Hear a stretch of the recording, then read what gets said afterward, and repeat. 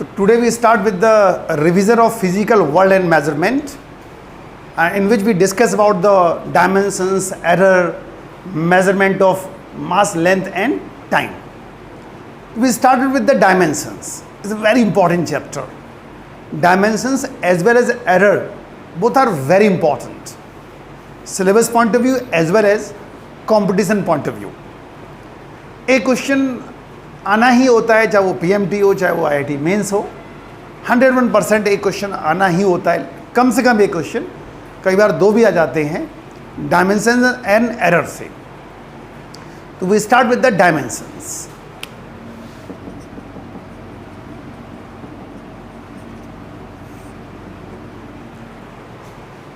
Dimensions means a representation of any physical quantity in terms of fundamental quantities.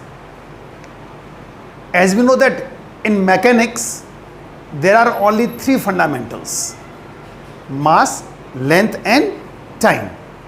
These are the fundamental quantities in mechanics. Otherwise there are seven: mass, length and time, current, electricity, temperature, quantity of matter and candela. These are the seven. Okay, so representation of any physical quantity in terms of the fundamental. For competition point of view we use seven quantities, while mechanics point of view we use only three. तो यहाँ पर generally हम लोग three use करेंगे: mass, length and time. Mass are represented by m,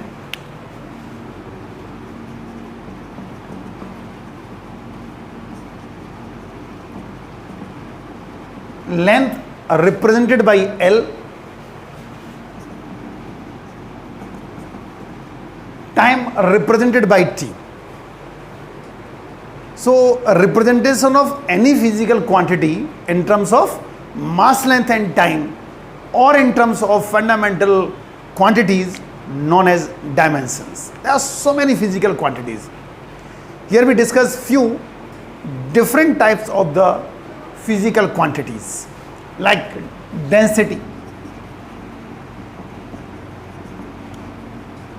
As we know that it is mass upon volume.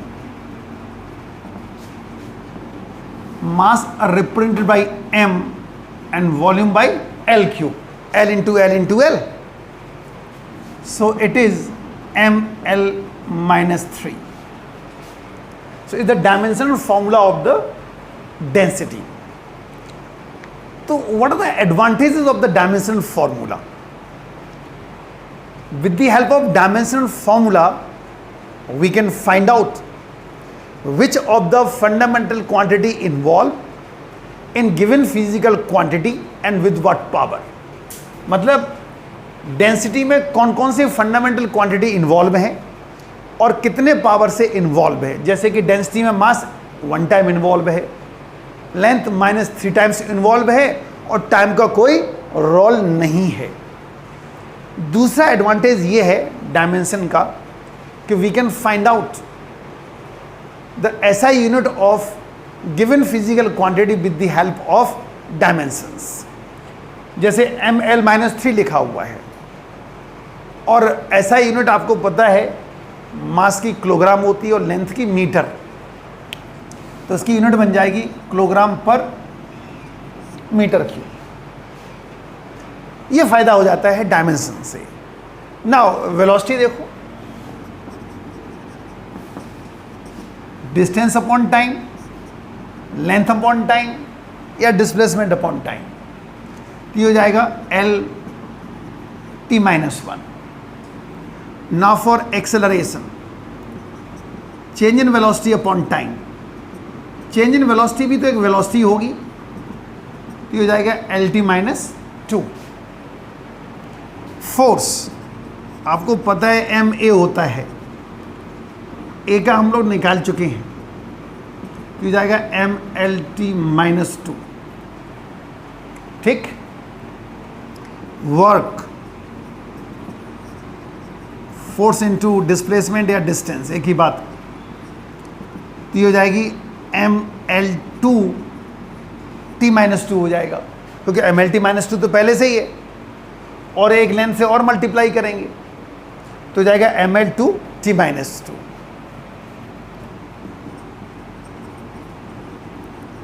Pressure, force upon area,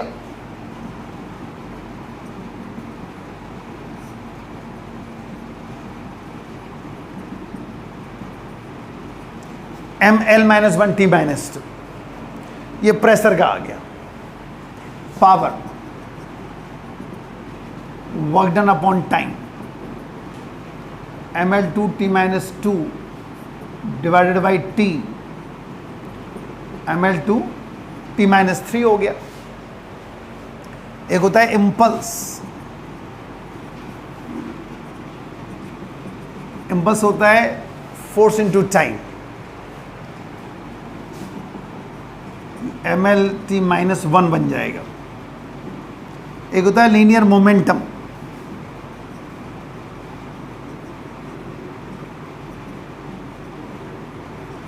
P equals to mv,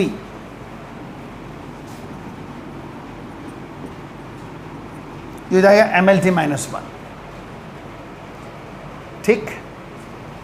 now एक होता है surface tension.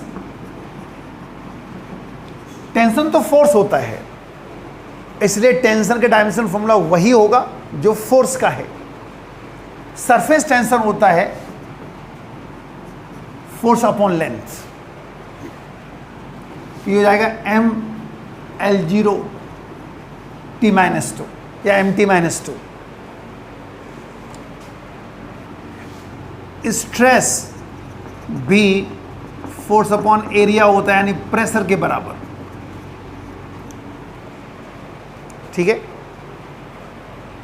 एक होता है coefficient of viscosity,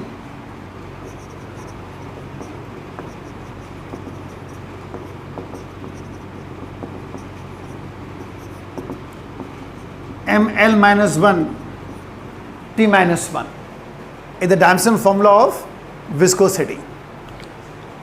ऐसे ही modulus of elasticity,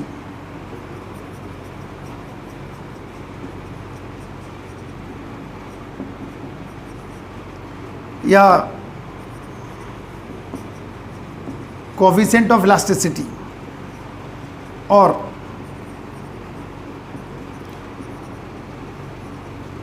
elastic constant, ये सारे pressure के बराबर होते हैं। ठीक है। कुछ एक ऐसी क्वांटिटी लेके चल रहे हैं जिनकी न्यूमेरिकल वैल्यू फिक्स हुआ करती है, जैसे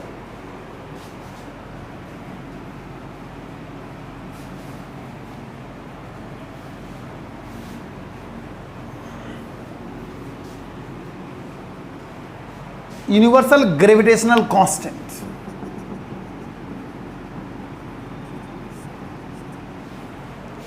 capital G is known as universal gravitational constant.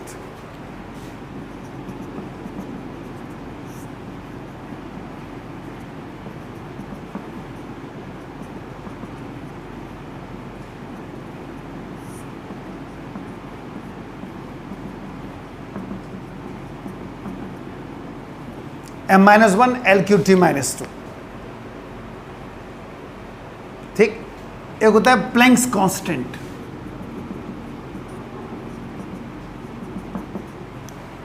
Planck's constant नाम सुना होगा। ये एनर्जी और ये फ्रीक्वेंसी मतलब 1/टाइम। फ्रीक्वेंसी जो हुआ करती है वो रेसिप्रोकल ऑफ टाइम हुआ करती है। Energy means work done.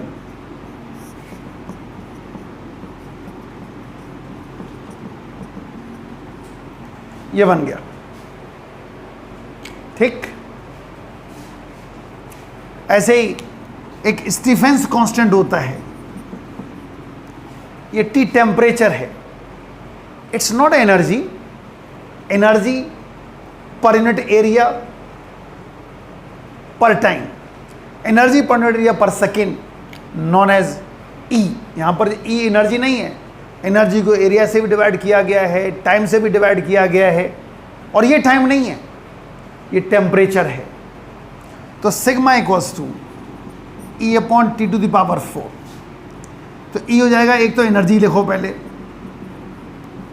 Divide by area divide by time, और यहाँ पे आप केल्विन पावर 4 लिख सकते हो, केल्विन पे पावर 4। ये बनेगा m T-3 K-4। तो ये कुछ एक ऐसी क्वांटिटीज हैं, और भी बहुत हैं, जिसमें न्यूमेरिकल वैल्यू कांस्टेंट रहेगी। अब कुछ एक ऐसी लेके चल रही है जिनकी डायमेंशन होती ही नहीं है।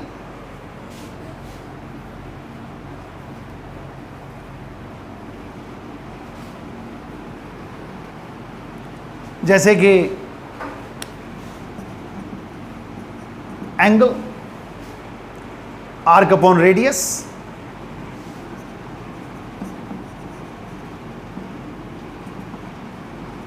M0 L0 T0, ये एंगल हो गया।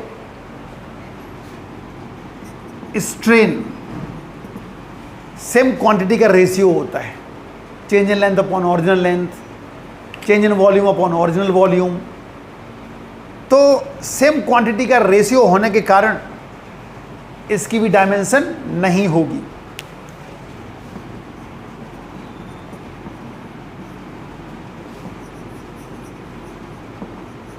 Relative density, relative density, density upon density होती है, इसलिए इसका भी डायमेंशन फॉर्मूला नहीं होगा।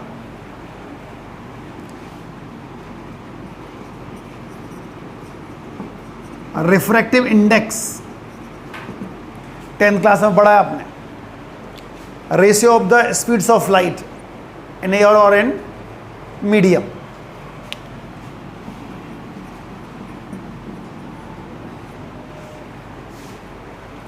ठीक है। अब ऐसे तो बहुत सारी डायमेंशंस हैं, जितनी भी डायमेंशंस हैं उनको 4 कैटेगरीज में डिवाइड किया गया है। वो कौन कौन सी 4 कैटेगरीज हैं वो डिस्कस करते हैं हम लोग।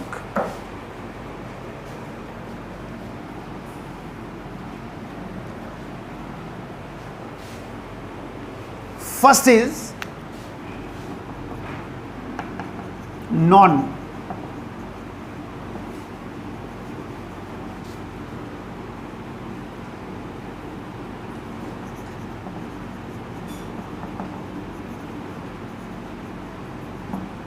नॉन डायमेंशनल कांस्टेंट, डायमेंशन नहीं है और न्यूमेरिकली भी कांस्टेंट है।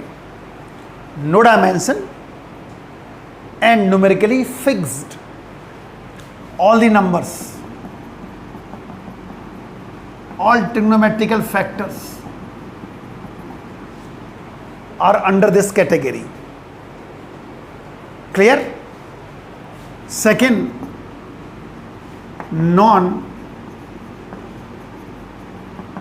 dimensional variable, डायमेंशन नहीं है लेकिन फिक्स्ड भी नहीं है, वेरी कर रहे हैं, और डायमेंशन भी नहीं है। Angle, strain, refractive index, relative density सब इसी कैटेगरी में आएंगे। Third, dimensional constant,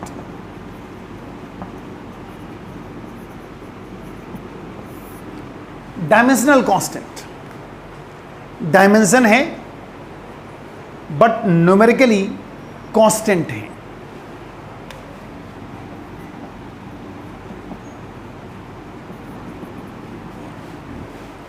universal gravitational constant, Planck's constant, Stefan's constant सभी इसी कैटेगरी में आते हैं। फोर्थ कैटेगरी है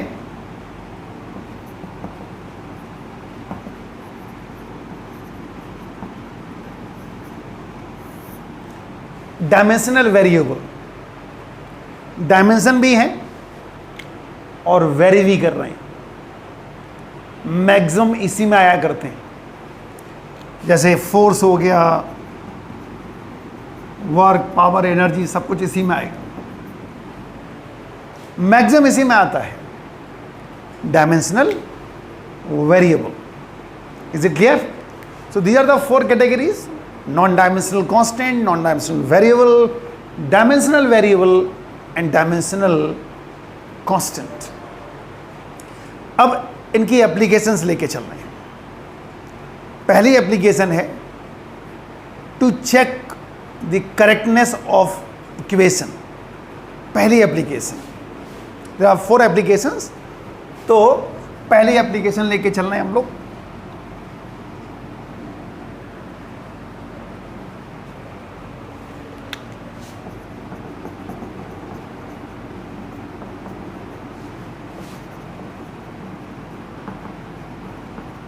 To check the correctness of formula.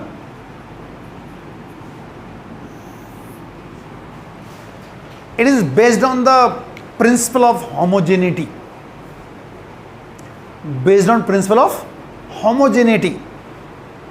If dimensions of right hand side is equals to dimensions of left hand side, LHS equals to RHS, then the equation correct, otherwise wrong. Okay तो principle of homogeneity based है। देखो उसको,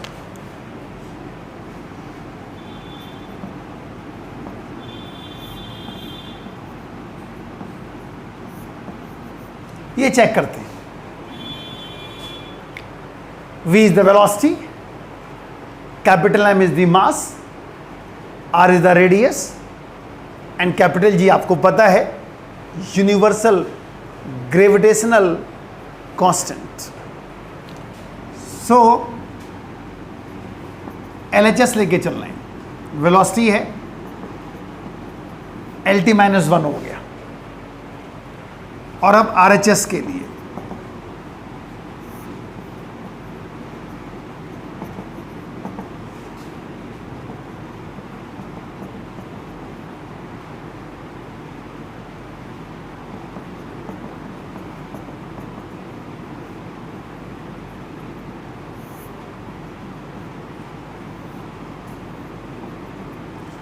to तो आपको पता ही है, number है, non dimensional constant में आएगा। किसी भी नंबर की डायमेंशन नहीं हुआ करती है। M से M कैंसिल हो जाएगा। L2 T - 2 पावर कितना आ गया? 1/2। तो क्या मिलेगा? LT - 1, ये भी LT - 1 है, ये भी LT - 1। So LHS equals to RHS. Hence, equation is correct. It is based on the principle of homogeneity. Second application लेके चल रहे हैं। Like quantities can be added and subtracted. We can't add unlike quantities. For example, suppose mass is given 2 kg, एक और मास रख दिया 6 kg का, तो कितना हो गया? 8 kg। अगर हम आपसे ये कहेंगे 4 kg को 2 मीटर पर सेकेंड से ऐड करके दिखाओ, नहीं होगा, क्योंकि दोनों अलग अलग क्वांटिटीज होगी। अगर हम आपसे कहें 2 मीटर + 2 सेकेंड्स, आपको इधर कुछ नहीं है, क्योंकि अनलाइक क्वांटिटीज। तो we can add and subtract only like quantities, और उसी पर बेस्ड एक न्यूमेरिकल लेके चलते हैं। ये सेकंड यूज हो जाएगा।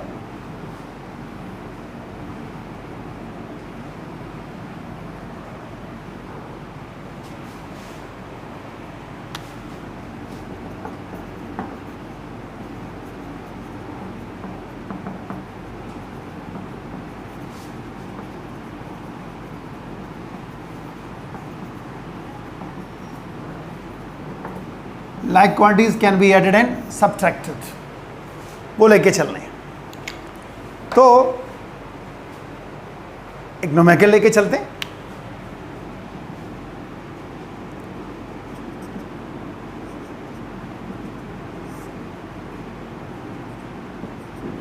ये ले लिया, F फोर्स है,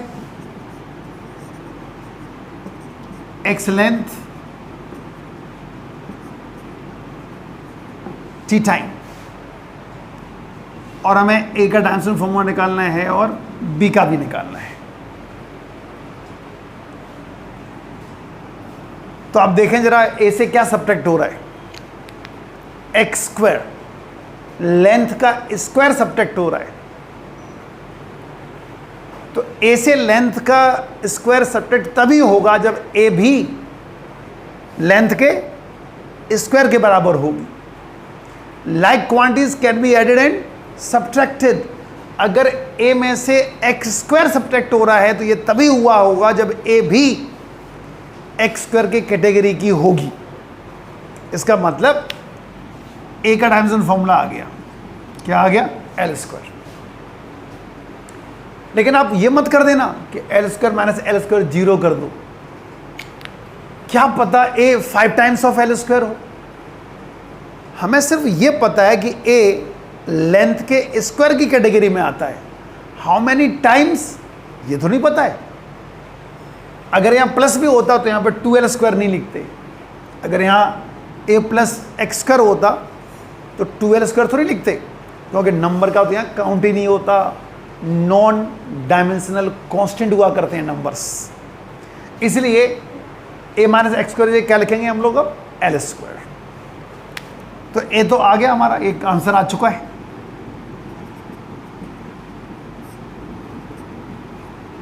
सो B equals two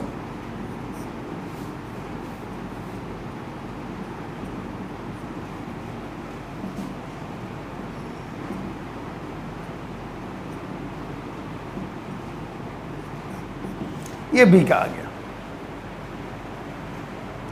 is it clear?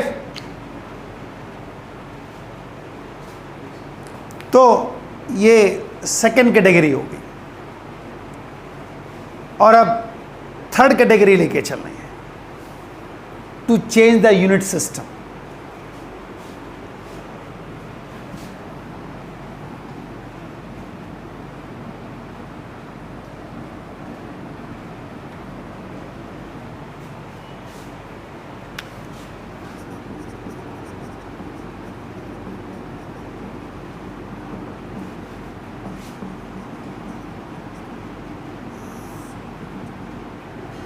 To change the unit system, मतलब एमकेएस में तो सीजीएस में कन्वर्ट कराना है, सीजीएस तो एमकेएस में कन्वर्ट कराना है, ऐसा कुछ। तो इसके लिए एक फॉर्मूला हमें बनाना पड़ता है, और वो कैसे बनता है जानो उसको। मेजरमेंट के लिए दो चीजों की जरूरत पड़ा करती है, two things are required, numerical value and size of units.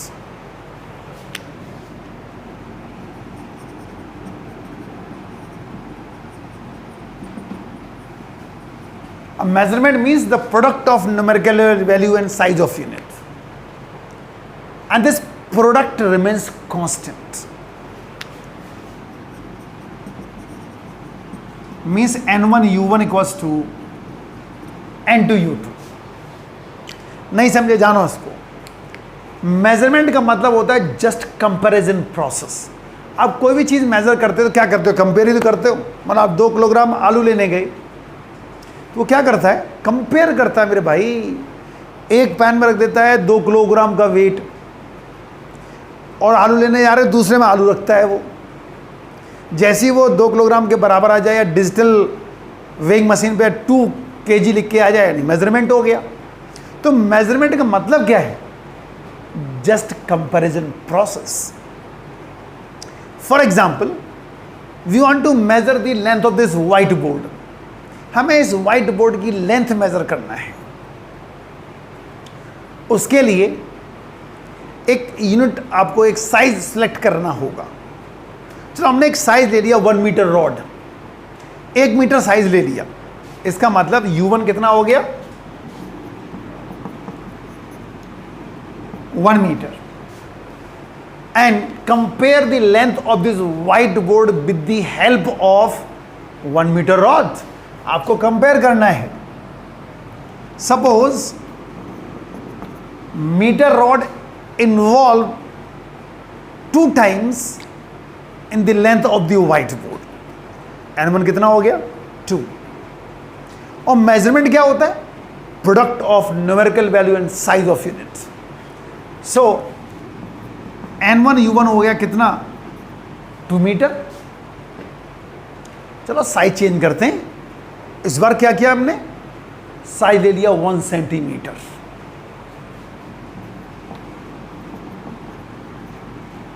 और कंपेयर किया इसको, तो N2 मिला 200। 1 सेंटीमीटर 200 बार जाएगा इसमें, तो N2 U2 कितना हो गया? 200 सेंटीमीटर। और आपको पता है कि 2 मीटर किसके बराबर होता है? 200 सेंटीमीटर।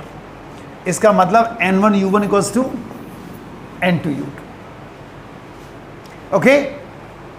और जहां तक साइज की बात है, डायमेंशंस में, मैकेनिक्स में हम लोग 3 ही लेके चलेंगे, मास, लेंथ एंड टाइम। तो मास, लेंथ एंड टाइम लेके चलते हैं। अब इस फॉर्मूले को प्रॉपर शेप देते हैं इसकी। दो क्या बनता है? तो N1 M1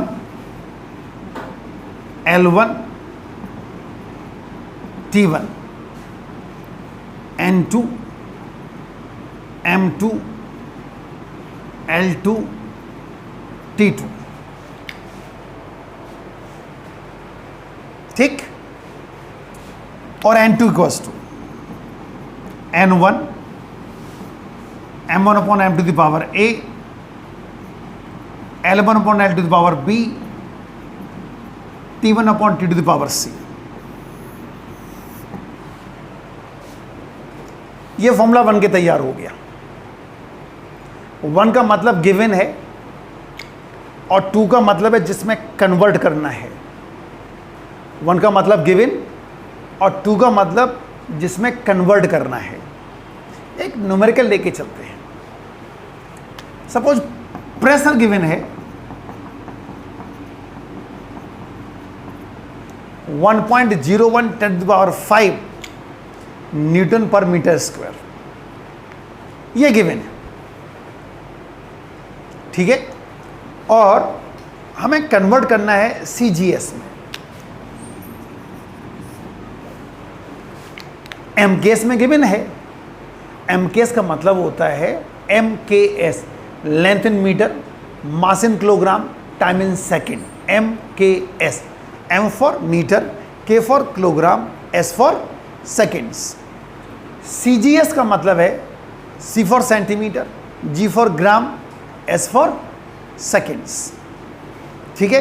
तो दो कैसे करेंगे? अब इसमें करना क्या होता है? सबसे पहले जो क्वांटिटी गिवन होती है उसका डायमेंशनल फॉर्मूला लिखिए। पहले आप write down the dimensional formula of the given quantity. तो प्रेशर है ML-1 T-2, A1 आ गया। देखो कंपेयर करो, M पावर कितनी है? A। यहाँ कितनी है? 1। A कितना आ गया? 1। L पावर कितनी है? B। L पावर कितनी है? -1। B क्या आ गया? -1। C क्या आएगा? -2।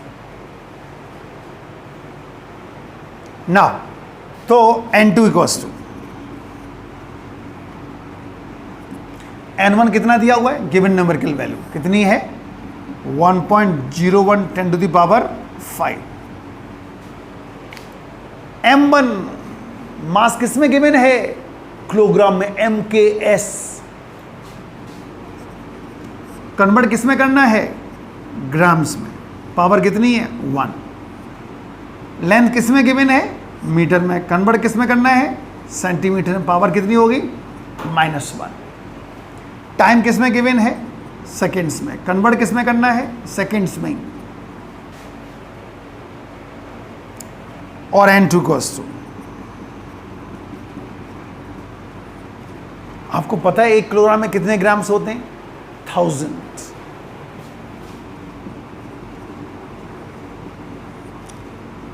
और 1 मीटर में 100 सेंटीमीटर, और ये तो 1 हो ही जाएगा, second divide by second.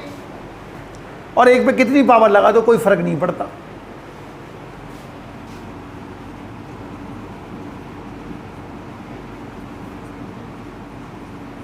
Power -1 है तो नीचे चला जाएगा।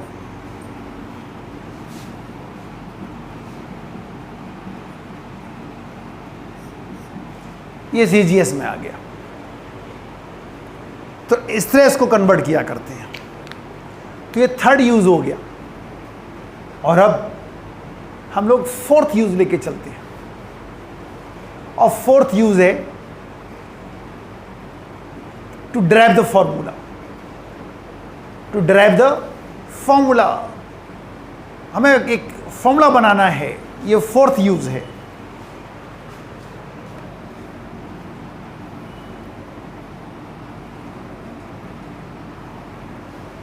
अब इस फोर्थ यूज में हमें ये देखना होता है कि न्यूमेरिकल में कौन सी क्वांटिटी गिवन है और वो किन किन बातों पे डिपेंड कर रही है। ठीक है, एग्जाम्पल के तौर पे एक न्यूमेरिकल लेके चलते हैं। एक बॉडी है जिसका मास m है,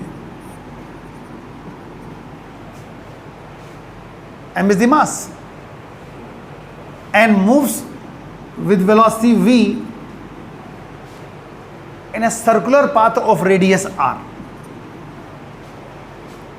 Experimentally found that one force is acting on it. Derive the formula for the force. तो फोर्स किन किन बातों पर डिपेंड कर रहा है? मास पर, वेलोसिटी पर और रेडियस पर। तो मैं फोर्स का फॉर्मूला ड्राइव करना है मास, वेलोसिटी एंड रेडियस के टर्म्स में। तो इसमें होता क्या है कि जिन जिन क्वांटिटी पे डिपेंड करता है उसके डायरेक्टली प्रोपोर्शनल करते जाइए। तो F directly proportional to m, directly proportional to the velocity, directly proportional to the radius. और F equals to K m power A power B R power C। Write down the dimensions on both sides.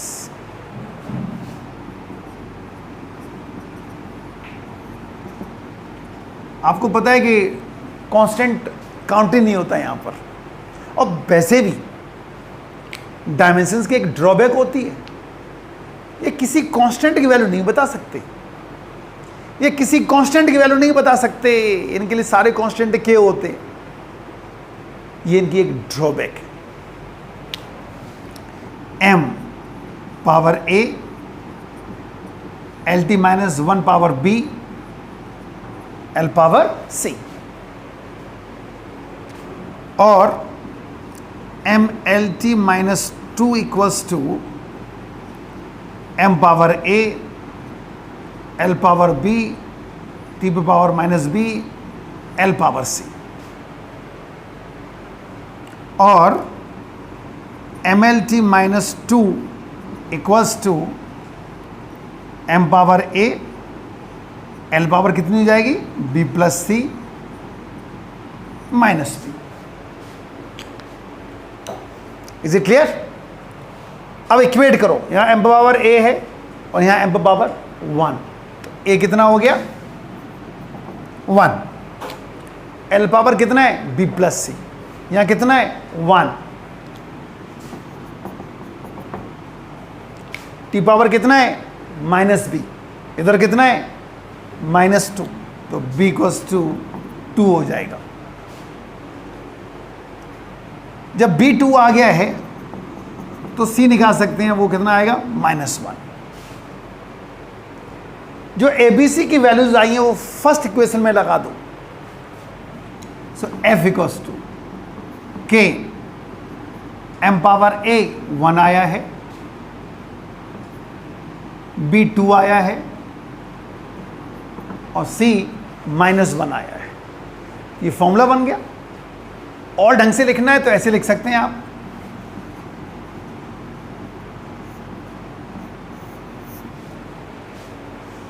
kmv²/r।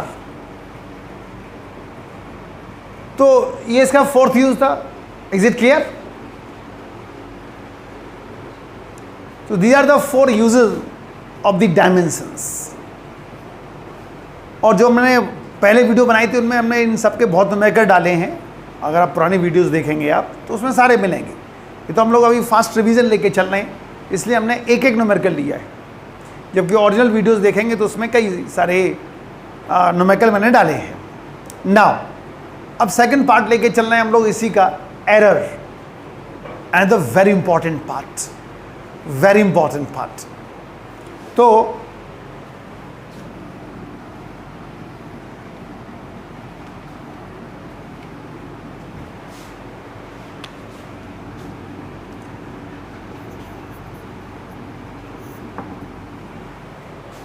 इसमें सबसे पहले लेके चल रहे हैं हम लोग significant figures. First we discuss about the significant figures.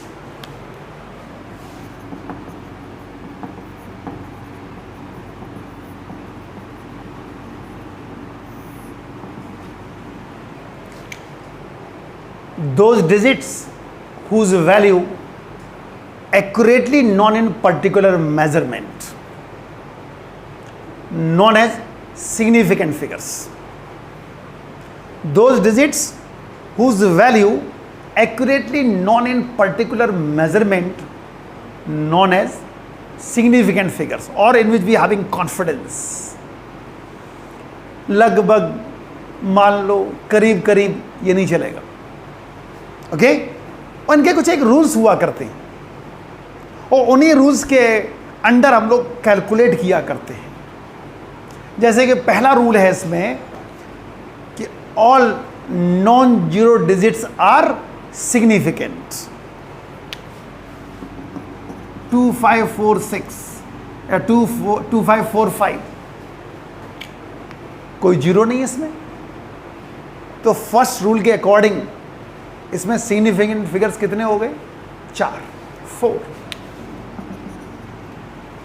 Second rule, if zero occurring in between 2 non-zero digits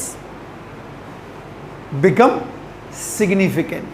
अगर जीरो नॉन जीरो के बीच में आ जाएं तो वो क्या बन जाते हैं? Significant figures. अब देखो 2 जीरो इनके बीच में आ गए, सारे सिग्निफिकेंट हो गए। अब कितना हो जाएगा? 6। थर्ड,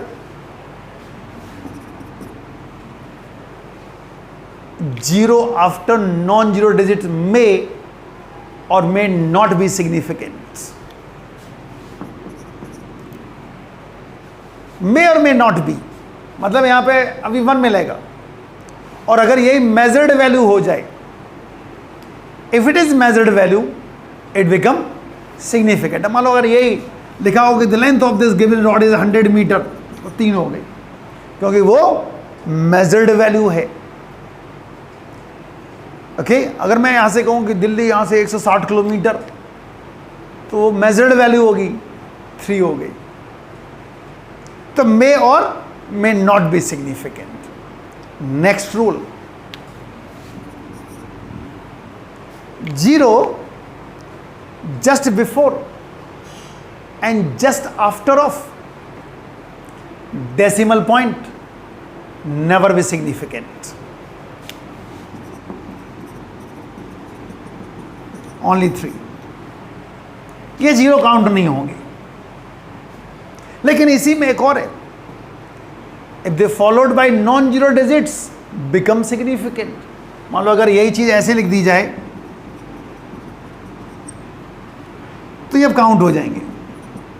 ये नहीं अभी भी काउंट होंगे, लेकिन इससे पहले अगर नॉन जीरो आ जाता है तो काउंट हो जाएंगे। एग्जाम्पल के तौर पर 1, 1.0, 1.00 सारे 1 ही हैं, लेकिन इसके सिग्निफिकेंट कितने हो गए? 3। इसके कितने हो गए? 2, इसके कितने हो गए 1। क्लियर? और ये ज्यादा एक्यूरेट हो गई, डेसिमल के 2 डिजिट तक चेक किया गया है, इसलिए इन तीनों में ये वैल्यू ज्यादा एक्यूरेट है। Clear? Next, no effect of the powers of on significant figures. अगर मान लो इस तरह लिखा हुआ है 2.56 10 to the power 4, तो केवल 3 ही काउंट होंगे, इस पावर का कोई यूज नहीं होगा। By changing of the unit system, no effect on the significant figures. Unit system change करने पर भी सिग्निफिकेंट फिगर्स पे कोई फर्क नहीं पड़ता है। तो ये कुछ एक रूल्स हो गए सिग्निफिकेंट फिगर्स के। कई बार एक आध नंबर में पूछ लेते हैं। Is it clear? Now we discuss about the rounding off. Rounding off लेके चलते हैं। कुछ एक रूल्स तो आप छोटी क्लास में पढ़ के आ रहे हो।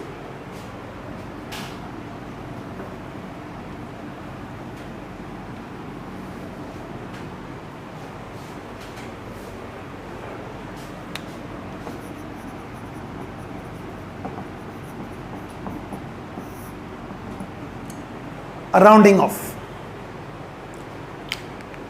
First, if the drop digit more than 5, preceding digit raised by 1, 2.46, drop digit कितनी है 6 है, 5 से बड़ी है, तो अब आंसर हो जाएगा आपका 2.5। Next, if drop digit less than 5, no effect on the preceding digit.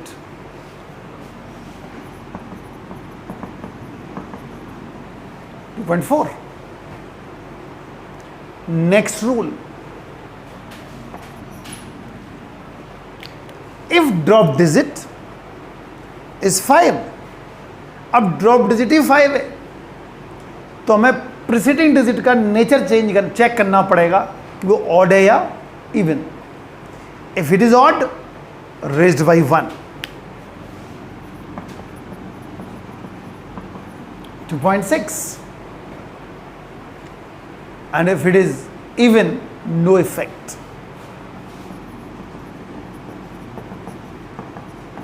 To 2.4। ठीक, ये राउंडिंग ऑफ हो गया। अब आप सोच रहे होंगे कि क्या फायदा क्या है राउंडिंग ऑफ और ये सिग्निफिकेंट फिगर्स का, क्या मतलब है, हमें इससे क्या लेना देना है? हमें कोई इससे रोटी तो चलनी नहीं है। जानो उसको, एक न्यूमेरिकल कराते हैं आपको, तब आप समझोगे क्या इंपॉर्टेंस है। तो एक न्यूमेरिकल लेके चलते हैं, देखें आपको सब्ट्रैक्शन आता है कि नहीं आता है।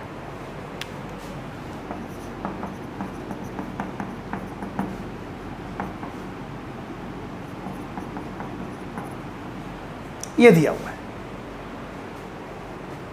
और इसको सॉल्व करना है।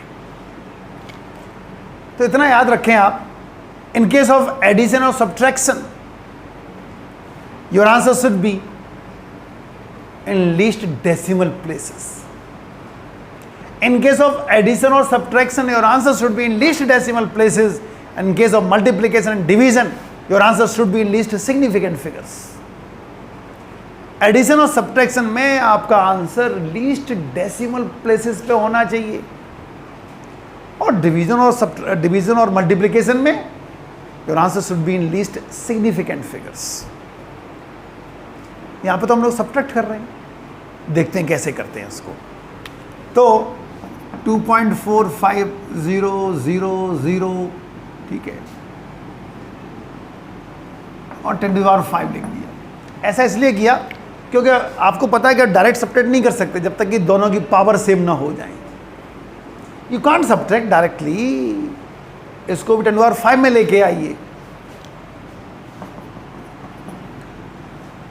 तो 0.00115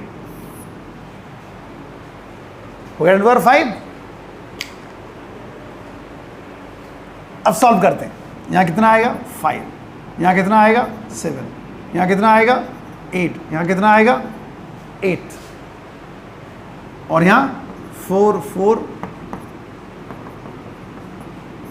ये आया। और आपको आंसर कितने डिजिट पे लिखना है? डेसिमल के 2 डिजिट पर। देखो लीस्ट ये रहा, इसमें डेसिमल के बाद 3 है, यहां डेसिमल के बाद 2 हैं, तो आपका आंसर डेसिमल के 2 डिजिट तक होना चाहिए। और राउंडिंग ऑफ करते चले जाओ। यही देख लो, ये 8 है, ये 4 है, ये 5 से बड़ी है, यहां क्या आ जाएगा 2.45। कहां समझ नहीं आया?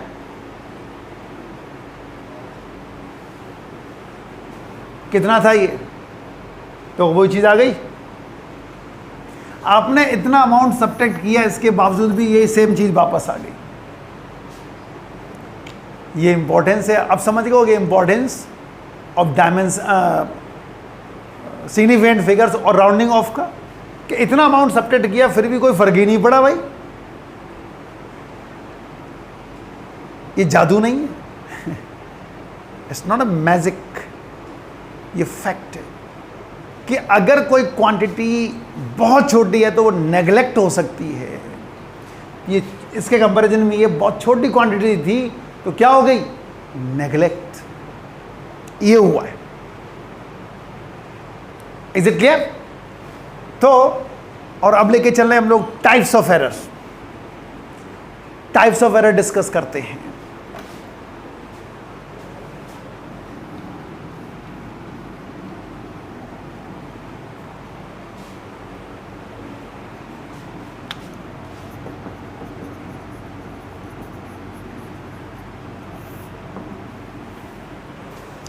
टाइप्स ऑफ एरर लेके चलते हैं।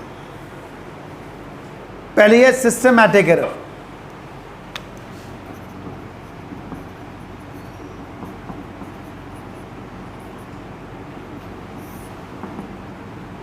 Systematic error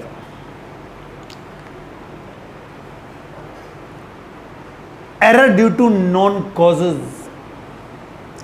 error due to known causes known as systematic error. हमें कारण पता होंगे ये क्यों एरर है, उसको बोलते हैं सिस्टमैटिक एरर। और क्या कॉजेज होंगे वो डिस्कस करते हैं। First, personal error. Personal error का मतलब है कि आप डायरेक्ट किसी बहुत बड़ी लैब में पहुंचा दिया जाए आपको, या कोई एक 5th क्लास का बच्चा 12th क्लास की लैब में आ जाए और उसको ब्यूरेट और पिपेट वगैरह जो पता ही नहीं कैसे पकड़ते हैं, जब वो घुसेगा उसमें लैब में तो बेटा कर एक्सपेरिमेंट कर तू आज, तो मिस्टर बीन की तरह एक्सपेरिमेंट कर देगा। वो आग लग जाएगी लैब में, क्योंकि पता ही नहीं है उसको कैसे हैंडल करना है। तो वो जानबूझ के तो नहीं कर रहा है, he doesn't know how to handle the instrument. Is it clear? तो ये कहलाएगी personal error. Second,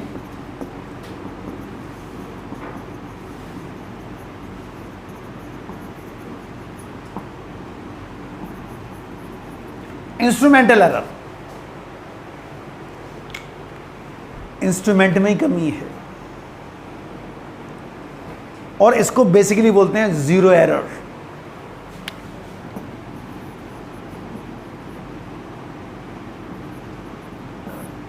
zero error. Zero का मतलब एरर जीरो नहीं है, error due to zero known as zero error. मैंने आपको एक एक्सपेरिमेंट करके दिखाया था। यहां पर मैंने आपको एक्सप्लेन किया था स्क्रूज ऑफ वर्नियर कैलिपर्स, और उसमें दिखाया था कि एरर कैसे होती है। चलो पहले तो एक समझा रहे हैं आपको। जैसे आपने देखा होगा कि स्कूल में स्प्रिंग बैलेंस हुआ करते हैं, तो स्प्रिंग बैलेंस में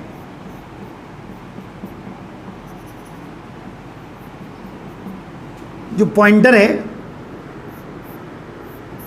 वो 0 के सामने होना चाहिए। Pointer exactly in front of the 0, लेकिन ऐसा होता नहीं। बच्चे खराब कर देते हैं लैब में। उसकी कैपेसिटी 2 kg की है और बच्चे क्या करते हैं, मुझे 3 kg लगा दिया उस पर। जब 3 kg लगा दोगे तो वो परमानेंटली डिफॉर्म हो जाएगा। वो पॉइंटर कभी अब 0 पर नहीं आएगा, 0 थोड़ा सा नीचे पर रहेगा, यानी यहां कुछ रीडिंग होगी, यहां कुछ वैल्यू होगी उसकी, और आपने चेक ही नहीं किया और आप मेजर करा कर लगे हो, तो आप जो भी मेजर करेंगे वो सारा का सारा गलत हो जाएगा, सारा का सारा गलत हो जाएगा, क्योंकि आपने वो चेक ही नहीं किया। एग्जाम्पल के तौर पे देखो आप, मैं आपको दिखा रहा हूं। जैसे ये इंस्ट्रूमेंट मैंने कराया था, अभी हम कोई प्रैक्टिकल नहीं करा रहे, आपको दिखा रहे। They are 2 scales. एक ये स्केल है, इसमें आप देखें तो ये मेन स्केल है, और एक सर्कुलर स्केल है। देखो आप, ये इसके ऊपर सर्कुलर स्केल आ रहा है, देखो ये इनके ऊपर रीडिंग आ रही है, सर्कुलर स्केल। अब जब इसको टाइट करें, दोनों की 0 सामने होना चाहिए तो कोई एरर नहीं होगी, लेकिन ऐसा होता नहीं। अब जैसे कि इसकी बात करें अगर हम, तो मैं देखता हूं इसमें मेन स्केल के 0 के सामने क्या वैल्यू आ रही है।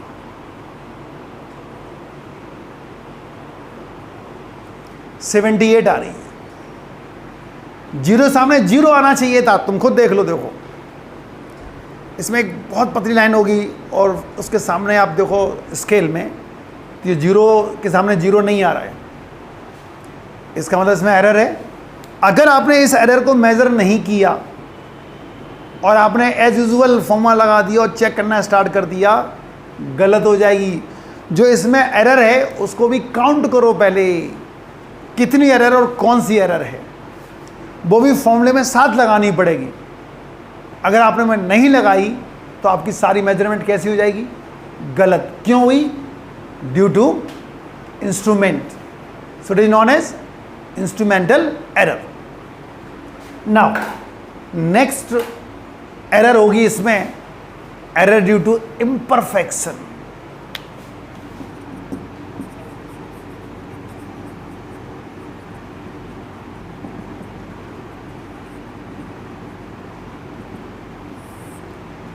Error due to imperfection, perfection नहीं है। हम लोग एज्यूम कर लेते हैं, अगर कोई स्मूथ टेबल है, उसका फ्रिक्शन हम लोग नहीं कैलकुलेट कर पा रहे हैं, तो क्या कह देते हैं? Frictionless surface. फ्रिक्शनलेस बना देते हैं उसको। और आपको ये छोटी क्लासेस में पढ़ाया गया है कि फ्रिक्शन कभी 0 नहीं होता है, फिर भी हम एज्यूम कर लेते हैं। फ्रिक्शनलेस पुली लेके चला करते, frictionless pulley,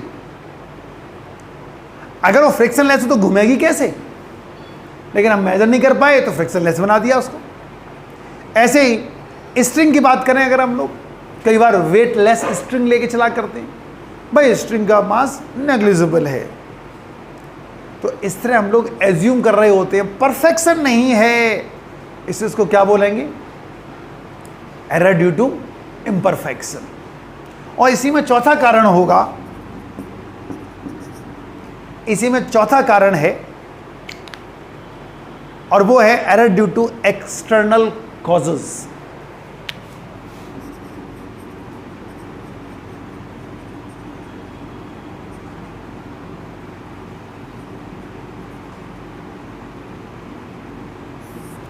error due to external causes. और एक्सटर्नल कॉजेज तो सडन चेंज होता रहता है, कम से कम हिसार में। कभी यहाँ वेदर बहुत एक्सट्रीम पे रहता है, सर्दी तो कड़ाके की सर्दी पड़ रही होती है, 0 से भी नीचे चला जाता है, गर्मी तो 50 क्रॉस कर जाता है, एक्सट्रीम वेदर। और कभी भी चेंज हो जाता है,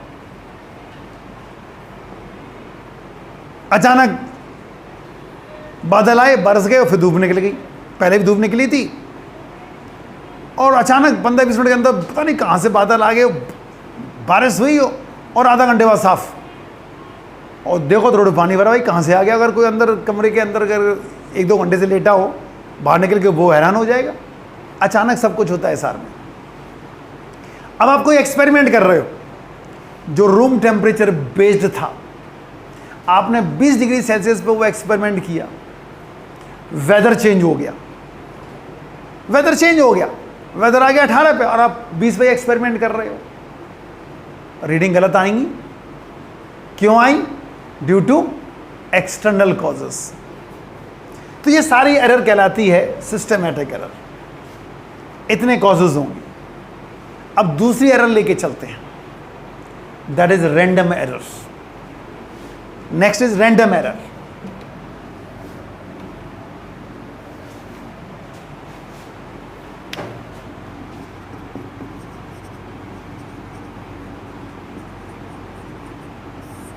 random error, error due to unknown causes, cause ही नहीं पता है, इसलिए इसको बोलते हैं चांस एरर।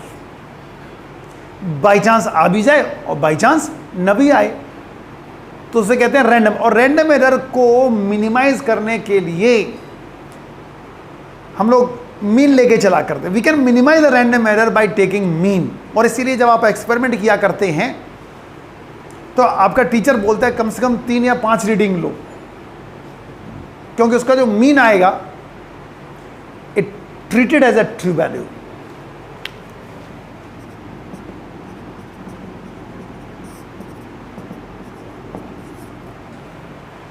इस तरह हम लोग उसको मिनिमाइज कर सकते हैं।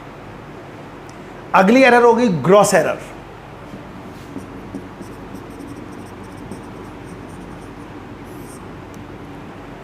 और ये एरर होती है ऑब्जर्वर के कारण, very careless. This error due to carelessness of the observer. जो ऑब्जर्वर है वो बहुत केयरलेस है, उसका मन ही नहीं है वो एक्सपेरिमेंट करने का, जानबूझ के रॉन्ग हैंडलिंग करेगा, रॉन्ग रीडिंग करेगा, रॉन्ग राइटिंग करेगा।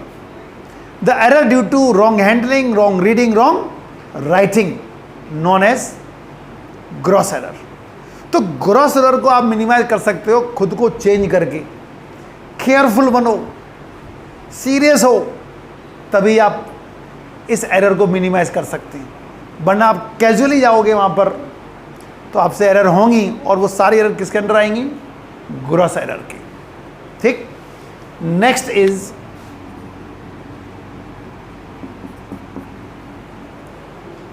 रिलेटिव एरर, नहीं absolute error.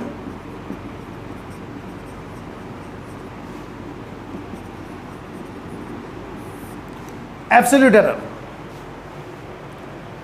it is the difference between true value to the measured value. It is the difference in between true value to the measured value. True value और measured value का जो difference होगा वो कहलाता है absolute error. जैसे 3 reading लिया आपने और आपको पता है कि ट्रू वैल्यू आपको पता नहीं होगी, तो ट्रू वैल्यू कहाँ से आएगी? ये ट्रू वैल्यू कहलाएगी। जो मीन वैल्यू होगी वो क्या कहलाएगी? True value. तो हमें फर्स्ट रीडिंग में एरर निकालना है, ये बन गई। सेकंड में निकालना है, तीसरे में निकालना है difference between true value to the measured value known as absolute error. अब mean absolute error,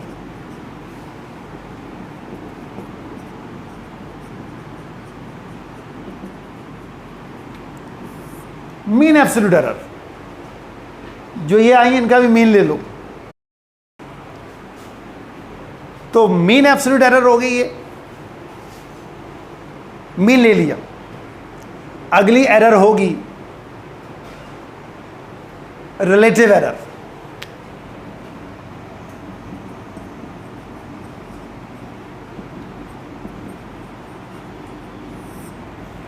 Relative error, it's the ratio of mean absolute error to the mean value.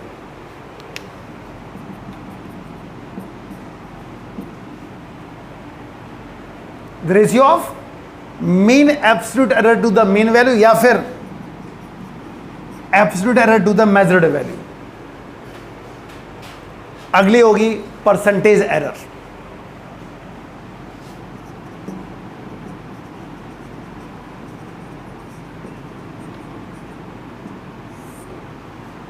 Percentage error, और percentage error जो होगी, अगर हम relative error को 100 से multiply कर दें तो क्या बन जाएगी?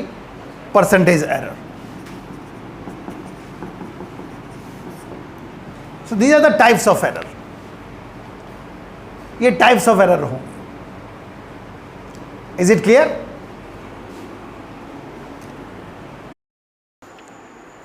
Now discuss about the measurement of length, mass and time. तो first of all we discuss about the measurement of length. तो लेंथ की रेंज काफ़ी होती है। It's about 10 to the power -15 metre to 10 to the power 25 or 26 metre. It is the radius of proton and it is size of universe। और इनको दो method में हम लोग मेजर करेंगे। एक होता है डायरेक्ट मेथड और एक होगा इनडायरेक्ट मेथड। तो first we discuss about the direct method.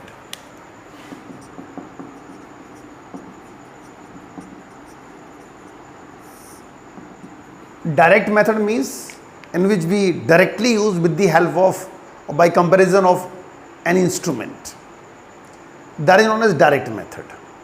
और डायरेक्ट मेथड की रेंज काफ़ी कम हुआ करती है। ये 10 to the power -5 metre to few kilometres only.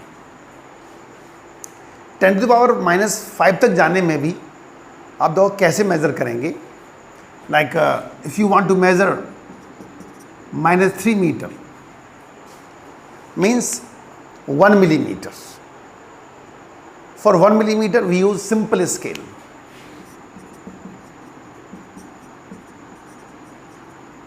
Like this with the simple scale। ये simple scale है, ठीक है। इससे हम लोग लीस्ट मेजर कर पाते हैं 1 मिलीमीटर, ठीक। And if you want to measure 10th part of 1 millimeter we use vernier callipers.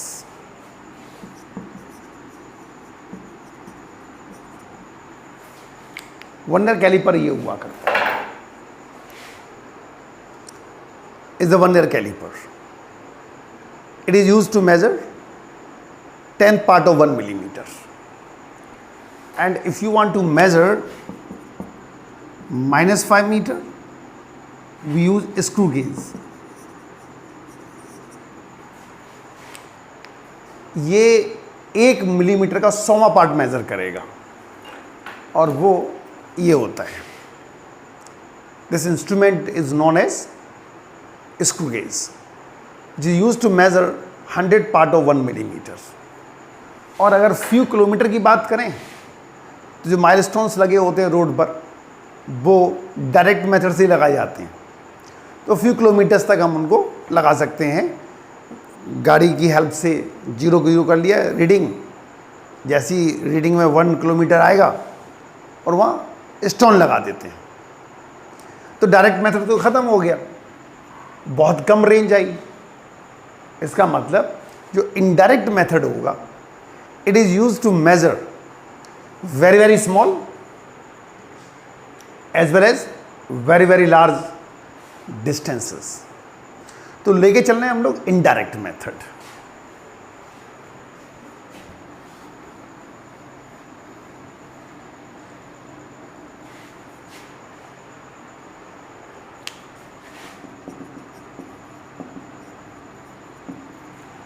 Indirect method में बहुत सारे मेथड आएंगे। इससे पहले आ रहा है reflection method.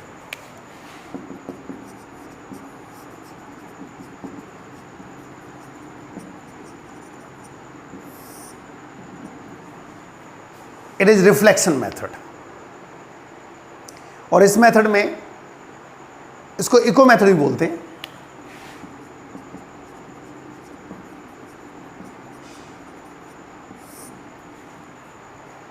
We can measure the distance of distant hill. कैसे जानो? जैसे कोई हिल है ये, और यहां से हमें मेजर करना है इसको, तो we take a one stopwatch and gun. As we fire the gun, stopwatch start, और जैसे ही एक रिफ्लेक्टेड साउंड सुनाई दे, स्टॉप वॉच को स्विच ऑफ कर दो। तो स्टॉप वॉच से हमें क्या मिल जाएगा? Time interval. ऐसे गई और वापस आ गई।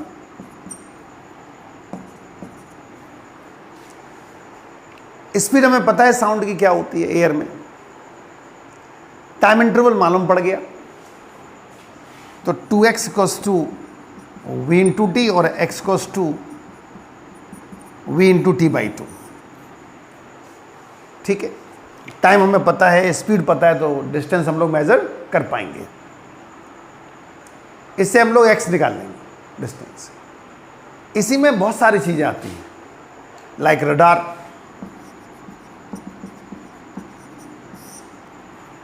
Radio detection and ranging, radio detection and ranging.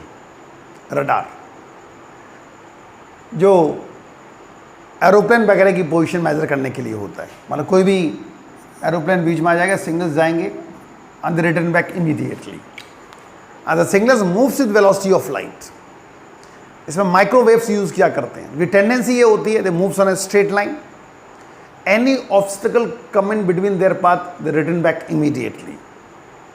Velocity of light से चलेंगी, तो कंप्यूटर की हेल्प से टाइम इंटरवल मेजर हो जाता है। फॉर्मूला सेम लगेगा, और यहां से स्पीड ऑफ लाइट यूज होगी। इसी केस में सोनार आता है, sound navigation and ranging. Submarines में यूज करते हैं इसको, सी की डेप्थ निकालनी हो वहां यूज करते हैं। सिग्नल जाएंगे, टकरा के वापस आएंगे, सेम फॉर्मूला फिर लग जाएगा। इसी में लेजर आता है, light amplification by stimulated of emission of radiation, that is known as laser. और लेजर की हेल्प से ही अर्थ और मून की डिस्टेंस निकाली गई। With the help of laser technology, distance between earth and moon measured. तो सेम फॉर्मूला,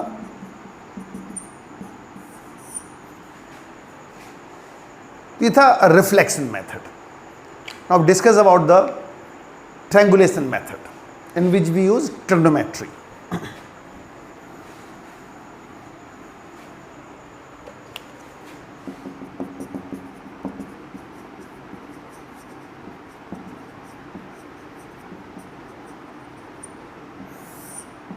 ट्रायंगुलेशन मेथड लेके चल रहे हैं हम लोग, और जिसमें कि हम लोग ट्रिग्नोमेट्री यूज करेंगे।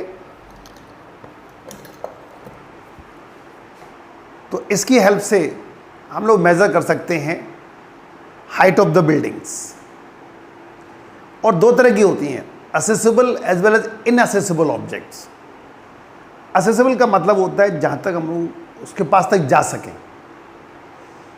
वो एसेसिबल ऑब्जेक्ट्स कहलाते हैं। जैसे सामने वाली बिल्डिंग की हमें हाइट निकालनी है, तो हमें ए बी डिस्टेंस पता है, यानी हम जा सकते हैं वहां पर। यहां पर एक इंस्ट्रूमेंट सेट करेंगे,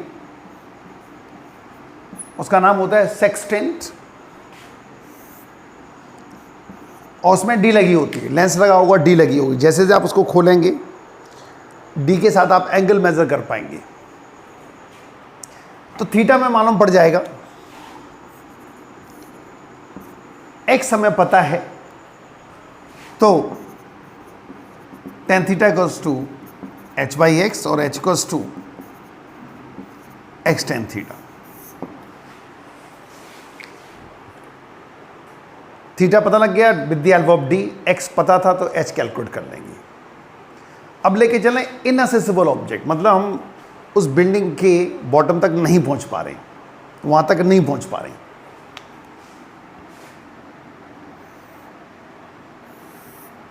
सपोज हम लोग यहां तक पहुंच पा रहे हैं, जहां तक पहुंच पा रहे हैं वहां तक पहुंचने के बाद सेक्सटेंट सेट कर दिया, ये एंगल मेजर कर लिया, कुछ डिस्टेंस पीछे आए, जितनी डिस्टेंस पीछे आएंगे वो तो आपको पता ही होगी। Again we set the sextant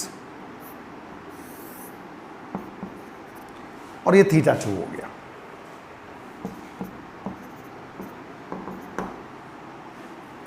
और हमें एच कैलकुलेट करना है। इस ट्रायंगल से कॉट थीटा 1 निकाला, बी सी अपॉन एच आ गया। इस कंप्लीट ट्रायंगल से कॉट थीटा 2 मेजर किया, बाई एच हो गया। सबट्रैक्ट कर दो,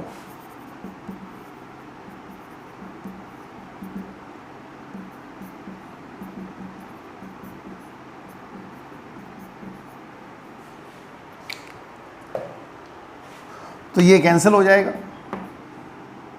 सो H equals to x upon cot theta 2 minus cot theta 1। जो डिस्टेंस बी से हमें पता नहीं थी वो फॉर्मूले में भी नहीं आई। एक्स तो हमें वो पता है कि पीछे आए थे, और थीटा 1 थीटा 2 सेक्सटेंट से मेजर कर लिया तो एच कैलकुलेट कर पाएंगे। इसी ट्रायंगुलेशन मेथड की हेल्प से we can measure size of the astronomical objects like as moon. देखें,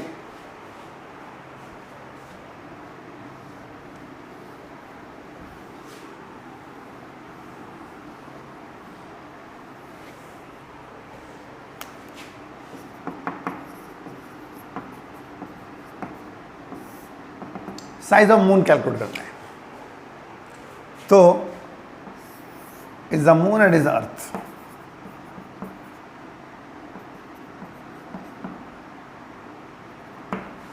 और यहां से हमने एक एस्ट्रोनॉमिकल टेलीस्कोप सेट किया to get complete picture of the moon.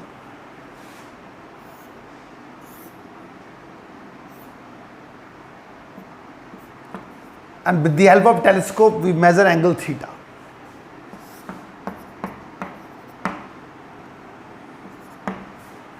हमारा एम है ए बी कैलकुलेट करना, तो ए ओ या ओ बी गिवन होगी, नहीं पता तो लेजर टेक्नोलॉजी से मेजर कर लेंगे।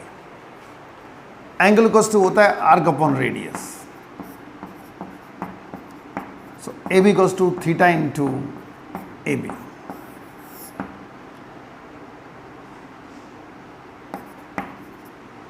ए B equals to theta into A O. इस तरह हम लोग size of the astronomical object like as moon calculate कर पाएंगे।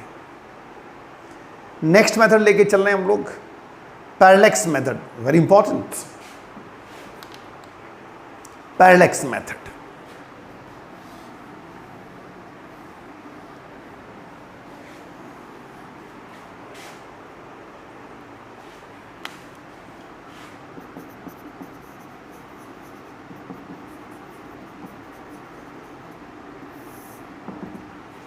पैरेलैक्स का मतलब होता है, पैरेलैक्स का मतलब जानो, the change in position of the object with respect to its background. जैसे पेन आपने ऐसे पकड़ा, मानो व्हाइट बोर्ड है, आपने एक आंख बंद करी तब आपने इसकी पोजीशन देखी, फिर वो आंख खोल के दूसरी बंद की, फिर इसकी पोजीशन देखो तो शिफ्ट कर जाती है, अपने पहली पोजीशन से शिफ्ट कर जाती है। That is known as parallax. Change in position of the object with respect to its background known as parallax. And parallax method is used to measure distances up to 100 light years. Up to 100 light years, quite large distance. 1 light year काफ़ी होती है, इट इज 9.5 10 to the power 15 metre, इतनी होती है, quite large distance. इसमें एक और आएगी 1 AU, astronomical object, astronomical unit, 1.5 10 to the power 11 metre. ये एक्चुअल में डिस्टेंस हुआ करती है सन और अर्थ के बीच की, 1 AU, और ये लाइट ईयर। एक और होती है parsec, 3.26 times of light year. तो हमें मेजर करना है distances up to 100 light year, तो क्वाइट लार्ज डिस्टेंस हो जाएगी। राउंडिंग ऑफ करते तो ये 16 हो गया, 2 और 0 तो 18 मीटर, 10⁻18 तक हम लोग पहुंच जाएंगे near about by parallax method. करते कैसे जानो? इज द अर्थ ऑर्बिट, और एक हमने पोल स्टार ले लिया और यहां से टेलीस्कोप सेट कर दिया।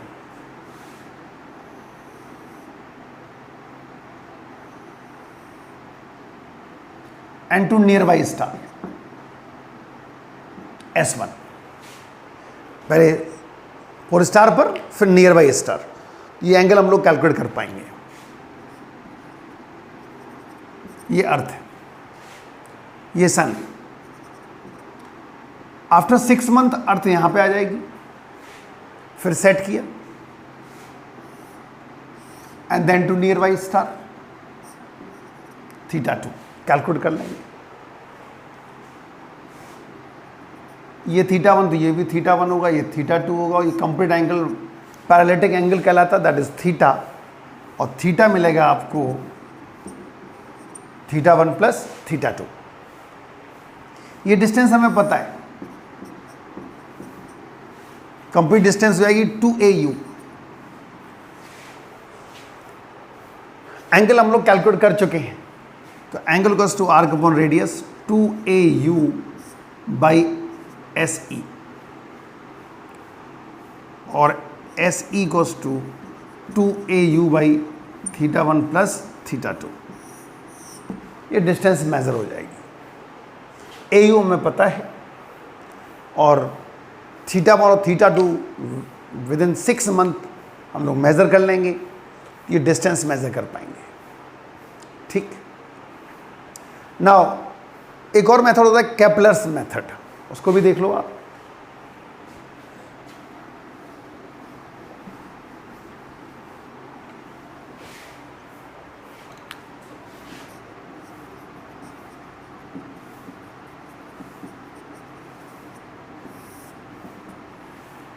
केपलर्स मेथड की कंडीशन होती है, कंडीशनल मेथड कहलाता है कि जब तक आपको टाइम पीरियड नहीं पता होगा उस प्लेनेट का, you can't major the distance. यहां पे एक थर्ड लॉ यूज होता है केपलर का,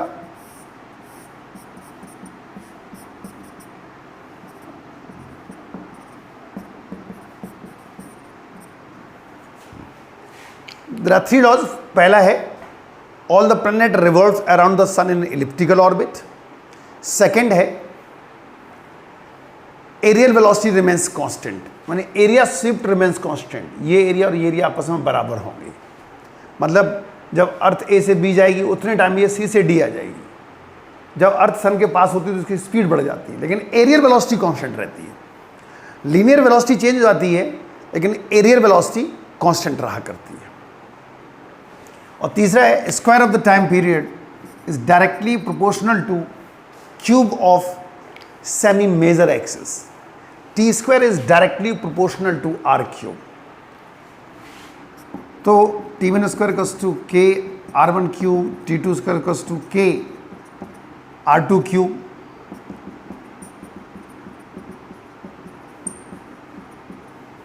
और R2 equals to R1 T2 upon T1 power 2/3। अब इसमें करते क्या है, एक नॉन प्लैनेट लेके चलते हैं। मान लो अर्थ ले ली, अर्थ की डिस्टेंस पता है सन से, अर्थ का टाइम पीरियड पता है, और जिस प्लैनेट की डिस्टेंस निकालनी है उसका टाइम पीरियड भी पता होना चाहिए, तब मेजर कर पाएंगे। तो इस तरह हम लोग बहुत बड़ी डिस्टेंसेस मेजर कर सकते हैं। और अब आ रहे हैं हम लोग indirect method for small distances, और इसमें लेके चल रहे हैं हम लोग Avogadro's method.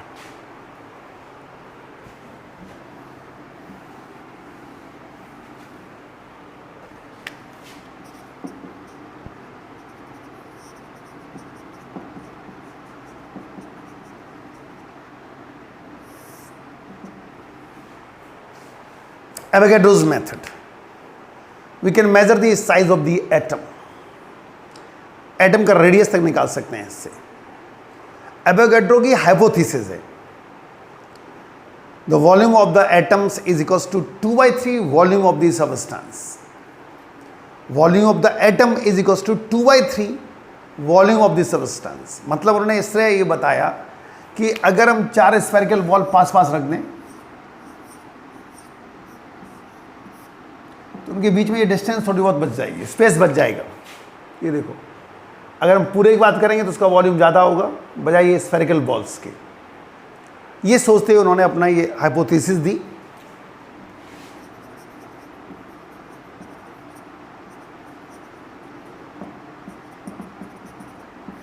To by three volume of the substance, we is the volume of the substance.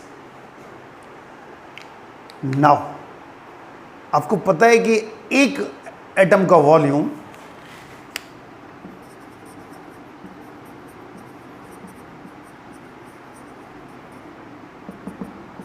4/3 pi R cube होगा। नंबर ऑफ एटम्स निकालने का फॉर्मूला पढ़ रखा आपने।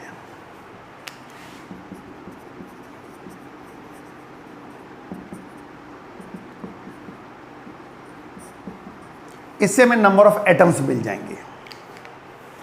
तो total volume of the atoms क्या बनेगा?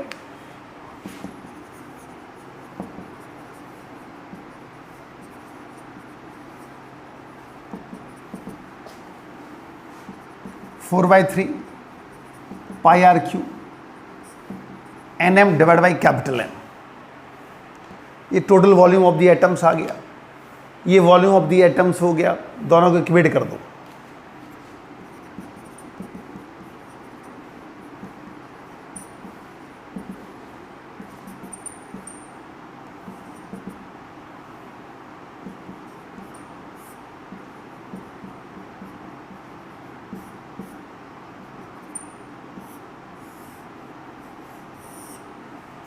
इससे में रेडियस मिल जाएगी mv अपॉन 2πnm पावर 1/3।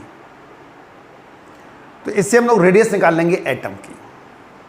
एक और इंपॉर्टेंट मेथड है size of the molecule of a liquid like oleic acid.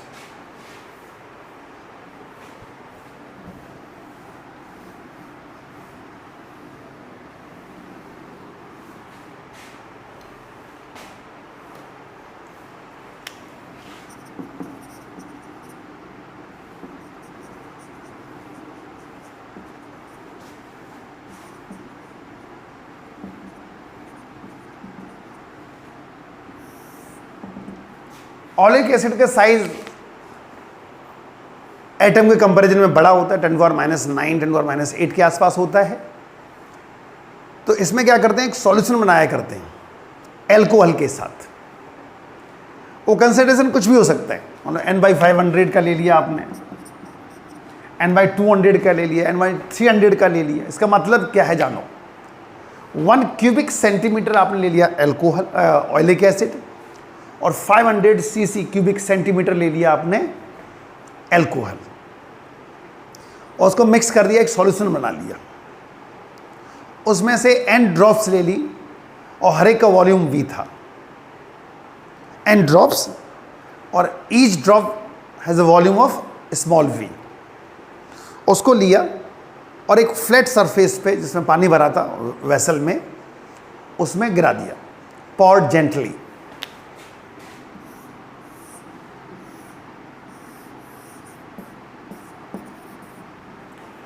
तो ये oleic acid with alcohol stretch होगा। Later on alcohol will evaporate. Alcohol highly evaporate हुआ करता है तो एवेपोरेट हो जाएगा, क्या बचेगा? केवल ऑलिक एसिड की लेयर। ठीक है, अगर हम निकालना, जो आपने स्मॉल एन ड्रॉप्स ली थी जिनका हर एक का वॉल्यूम V था, उसमें अगर हम सिर्फ वॉल्यूम ऑफ ऑलिक एसिड निकालना चाहें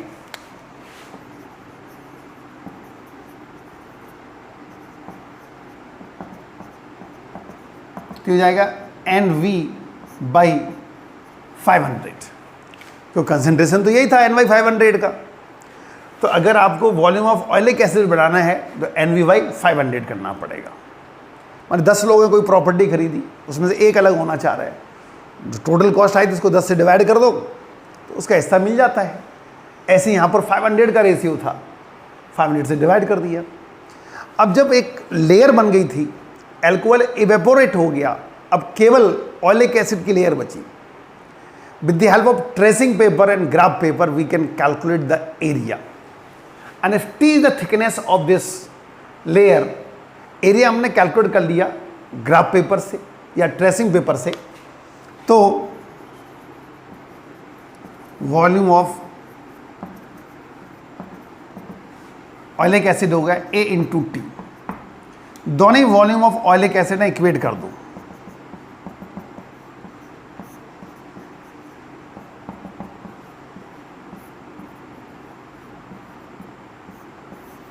और जो थिकनेस होगी वो साइज ऑफ द मॉलिक्यूल के बराबर होगी, स्ट्रेच हो चुकी है। तो इस तरह हम लोग मेजर कर पाएंगे। ये था measurement of length. Now discuss about the measurement of mass.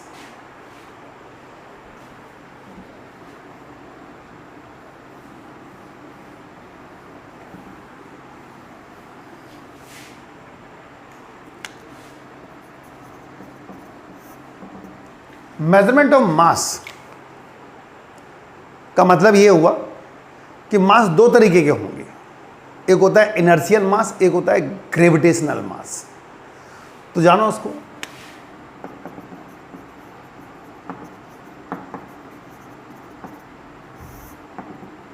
Inertial mass in which the law of inertia hold good, that is known as inertial mass. ठीक है, जैसे कि ये जो मास होगा इनर्शियल मास कहलाएगा, is the inertial mass and we can measure the inertial mass with the help of inertial balance.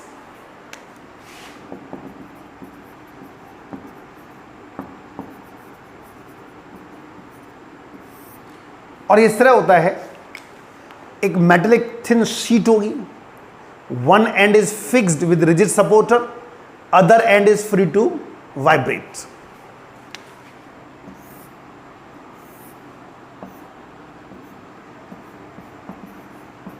It is fixed, और यहां पर एक नॉन मास रख दिया, और जैसे रखेंगे oscillation start. We can measure the time period with the help of stopwatch. Stopwatch की हेल्प से हम लोग टाइम मेजर कर लेंगे। इसका प्रिंसिपल होता है the square of the time period is directly proportional to the mass. So T1 square upon T2 square equals to M1 upon M2, और M2 equals to M1 T2 square upon T1 square। तो करते कैसे हैं इसको? एक non मास ले लिया, मान लो आपने 100 ग्राम ले लिया, तो M1 हमें पता था और उसका टाइम पीरियड तो निकाल ही लेंगे with the help of stopwatch.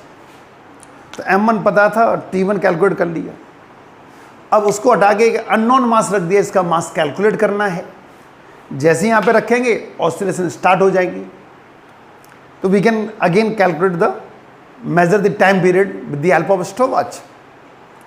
अब 4 में से 3 चीज़ें अगर पता है तो चौथी चीज़ हम लोग मेजर कर पाएंगे ना। एक होता है ग्रेविटेशनल मास।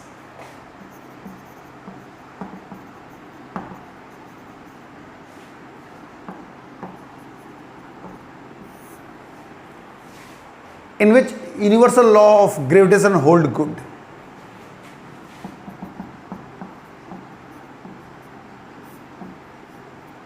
ये जो मास कहलाएगा वो ग्रेविटेशनल मास कहलाएगा। And is measured by the physical balance. जो तराजू होते हैं वो कई तरीके के हो सकते हैं। एक सिंपल तराजू जो रद्दी खरीदने आता है उसका अलग तराजू होता है, सब्जी खरीदने जाओ तो उसमें 2 पैन हुआ करते हैं, आजकल डिजिटल बैलेंस भी आ गए हैं, ये सारे फिजिकल बैलेंस में आउट होते हैं। So gravitational mass measured by physical balance.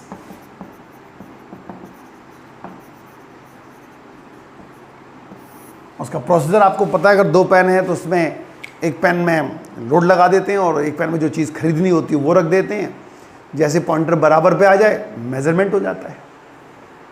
तो फिजिकल बैलेंस से मेजर किया करते हैं। Clear? Now discuss about the measurement of time.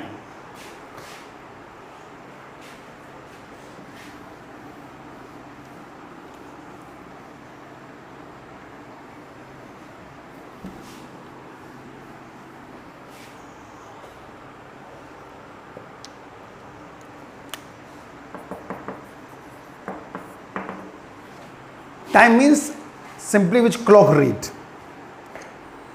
Time means simply which clock read. जो घड़ी पढ़ते that is time. So we can measure the time with the help of different types of the clocks. Wrist watch और table clock और wall clock जो भी हुआ करती हैं वो सारी एक ही कैटेगरी में आती हैं। जैसे अगर ये क्लॉक है, it can measure least 1 second only, इसीलिए दूसरी कैटेगरी में आती है स्टॉप वॉच, जो 1 सेकंड का 10वां हिस्सा या 100वां हिस्सा मेजर करती है। और भी इलेक्ट्रॉनिक ऑसिलेटर्स हैं, इलेक्ट्रिकल ऑसिलेटर्स हैं, कार्बन डेटिंग प्रोसेस हो गया, ठीक है, एटॉमिक क्लॉक्स हो गई। तो इस तरह की बहुत सारी क्लॉक्स हो जाती हैं जिसकी हेल्प से हम लोग टाइम मेज़र कर सकते हैं। तो measurement of time simply which clock read, जब घड़ी पड़ रही है तो different types of the clocks की ज़रूरत पड़ा करती है। ये था measurement of mass length and time.